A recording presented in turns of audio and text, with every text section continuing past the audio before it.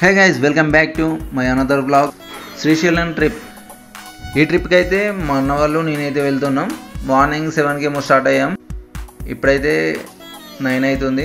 Approximately ఒక 60-70 kilometres అయితే వచ్చేసాం. ఇక్కడ నుంచి అయితే కంప్లీట్ శ్రీశైలం రోడ్ ట్రిప్ అయితే చూసేయండి. అలాగే లైక్ చేయండి, కామెంట్ చేయండి, సబ్స్క్రైబ్ చేయండి. మన హైదరాబాద్ టు శ్రీశైలం అయితే అప్రాక్సిమేట్లీ 220 కిలోమీటర్స్ ఏమో చూపిస్తుంది మ్యాప్లో అయితే. అలాగే మనం శ్రీశైలం వెళ్ళే దారిలోనే దిండి డ్యామ్ అయితే వచ్చేసింది. బట్ టైం లేక మేమైతే ఆగలేదు. ఇక్కడ వాటర్ కూడా లేనట్టు ఉన్నాయి.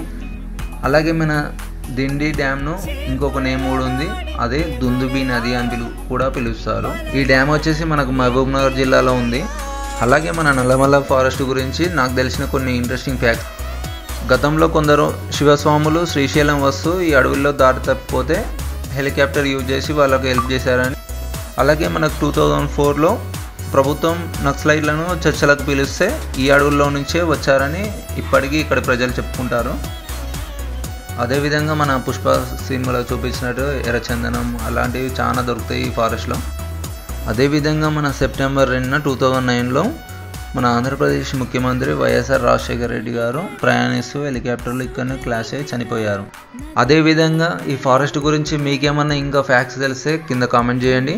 అదేవిధంగా లైక్ చేసి కామెంట్ చేసి సబ్స్క్రైబ్ చేయండి గాయస్. అదేవిధంగా వీడియో అయితే స్కిప్ చేయకండి, లాస్ట్ వరకు చూడండి. మన శ్రీశైలం డ్యామ్ గురించి మొత్తం ఫుల్ వ్యూ చూపిస్తాను ఇప్పుడు ఎలా ఉందో.